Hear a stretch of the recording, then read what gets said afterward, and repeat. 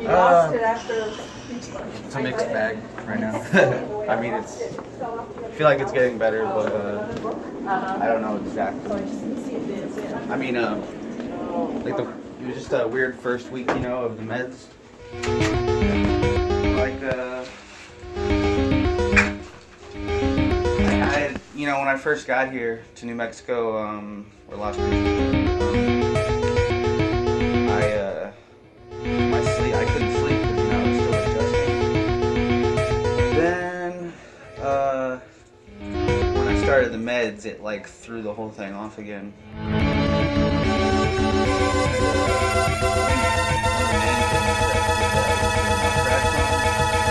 I read up on it, and I feel like they didn't tell me exactly what that did.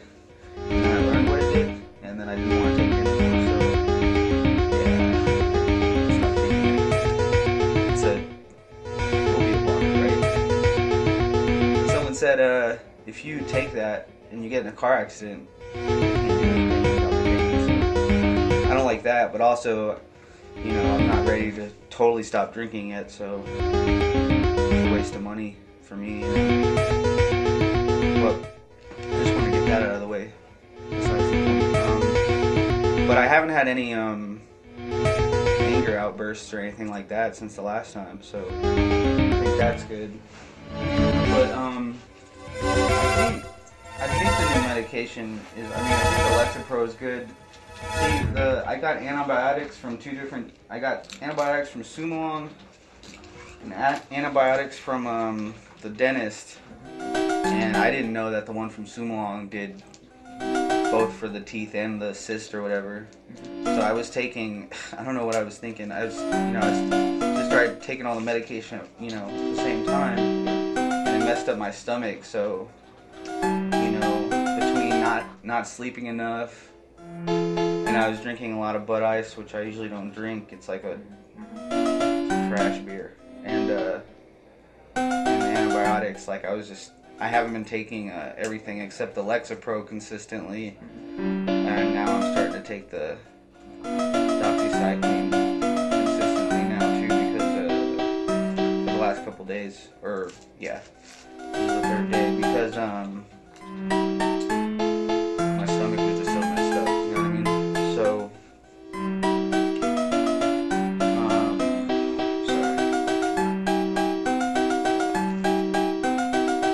yeah, I wasn't sleeping very much, and then I still haven't been really, but I saw Sumalong on Wednesday. He prescribed me this stuff called hydroxyzine. I think that's what it's called, and that doesn't totally agree with me either. I think I don't know if it's a combination of like, because I have been drinking less. Good. And I mean, well, it's not really by choice, but okay. But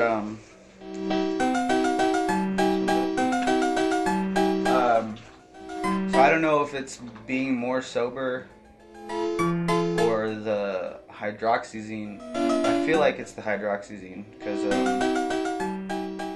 I'm getting these really vivid dreams right now that are like. It's like it's too much, but I don't know what to do because I can't sleep otherwise. But it's like, so sleep's only good for like a little bit, and then it starts getting like, the dreams start getting all crazy. I keep having these dreams where I keep floating up, you know what I mean? And I can't. Sometimes I realize I'm in the dream, like halfway or something, this weird halfway, like, yeah, I know I'm dreaming, but it also feels like I'm not dreaming. You know, I was talking to my mom in my dream, and I was like, no, look. I start floating, you know, at will. She's like, oh, wow, yeah. I was like, you look just like you. And she's like, you look just like you too. But then she started not to look like herself, and I was like, oh man. I keep going in and out of this same realm of like, I can't stop floating up. Sometimes I can do it by myself, but most of the time it's like I can't stop. long jumps, going up, higher and higher. I was walking on awnings and stuff like that. I'm like, always worried about coming back down and like burning myself, you know what I mean?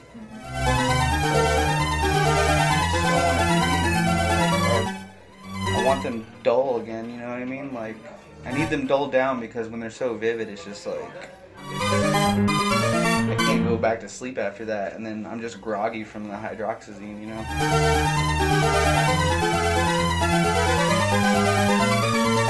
Well, I was hardly getting like anywhere. I was like, all over the place. Like in the first week of taking the medicine, it was like taking a nap.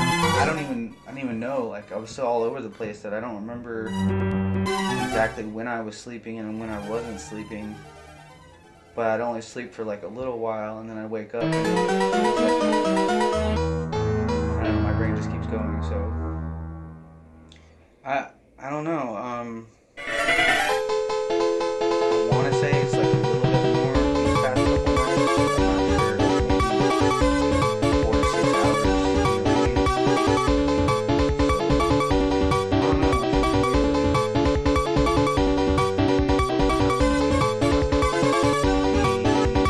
Yeah.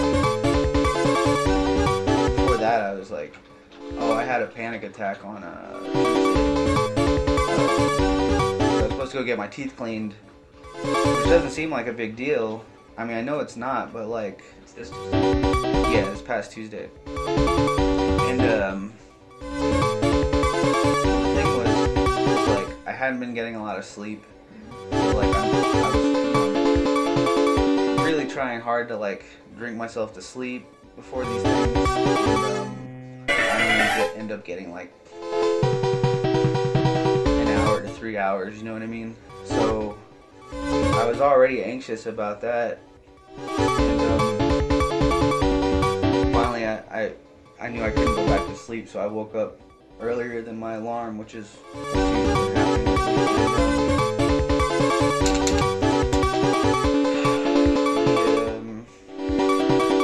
Like I got up, I started drinking coffee to try and jumpstart my body, you know. So I could like, go to the bathroom before I go to the dentist because I hadn't been having this messed up stomach all week. And right at the last minute, it was like I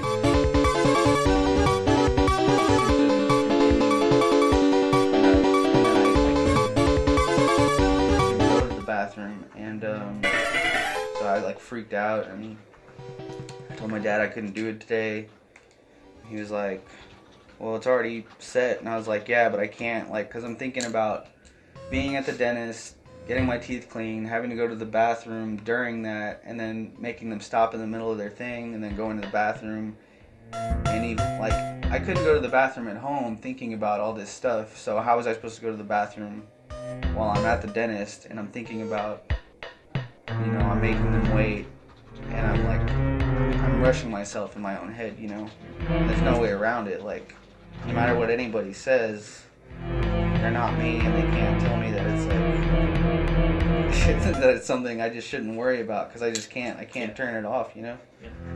If I could, I would. I don't like being like this, but I hadn't had a panic attack in a while, and then it took a long time for it to wear off. But I told my dad, I was like, yeah, but we still got to go to the store for beer, and he's like, well, you can do that. And I was like, I didn't even say anything, but it's like, yeah, well, I mean, I need to drink this down. But then even when I got the beer, I got home, and I couldn't even really drink for like 2, 3 hours, 4 hours maybe, because I was like so nauseous from like the coffee and the anxiety that I couldn't get it down.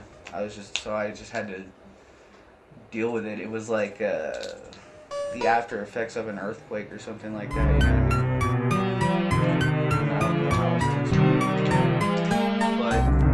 I went to Sumalong's thing, and that was pretty much fine, except the bathroom thing happened while I was there, so I was starting to freak out a little while I was waiting for Sumalong.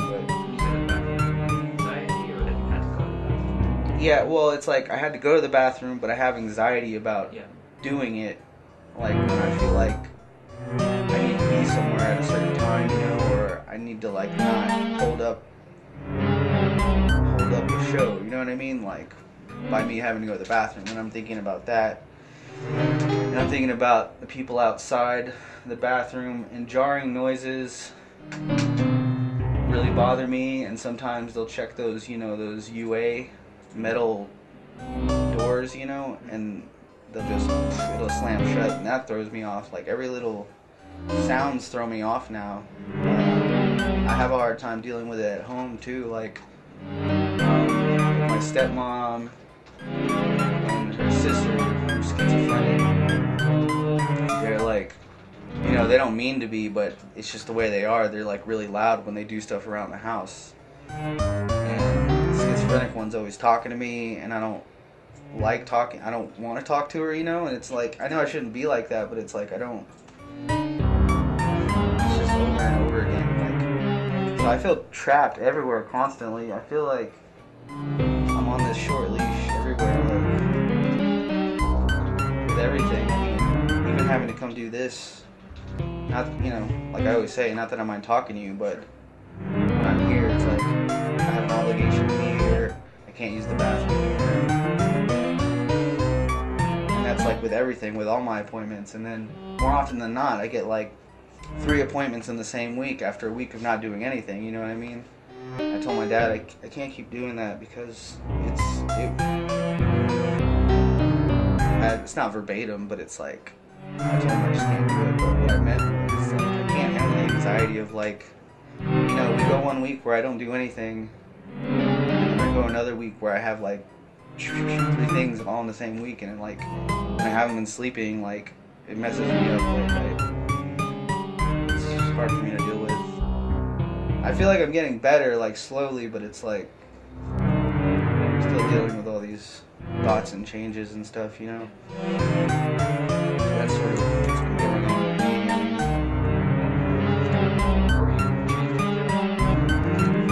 I mean, probably not good. I mean, I don't know. Like, there were, when my brothers died, those were changes that were forced on me, like, out of nowhere. And then, I'm sure I've said these things before, but it's like, that's, every time one of my brothers died, like, something changed with me, and then something changed with me. It's like I'm more anxious, I'm more depressed, I'm more prone to act out. I had this girlfriend who was like my high school dream girl, but she was like dating my friend. So when I finally got with her, it was like awesome, I'm finally getting my life together. But then right when that happened, my older brother died, and then like it just started falling apart. I mean, I know she probably would have broken up with me sooner if those things hadn't happened. I feel like she sort of stayed with me longer because those things happened. But as the novelty of that wore off for her, it was like she just couldn't deal with my stuff anymore. But I'm not mad at her for it after the fact, because I've had worse ex-girlfriends. But it's like, I get it. It's like, I know it's a lot to deal with. I know me being like that is a lot to deal with, but the anxiety thing happened while I was with her because I was like at these new jobs, and my brother just died, so I was like really anxious and having panic attacks every day before work. And I was working at Subway when we got back together because we had broken up one time before. So I moved back home, and I got my old job back, and then we got back together, so I had to quit the job again, moved back there with my stuff again.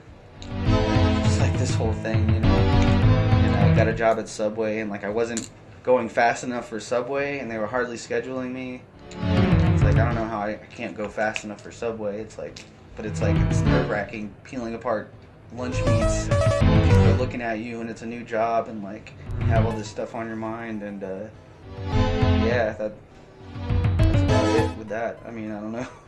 There's a lot of stuff that I don't know. Yeah, I guess I don't like change, but I mean, I knew I had to come over here because if I didn't, I would just keep going, Yeah.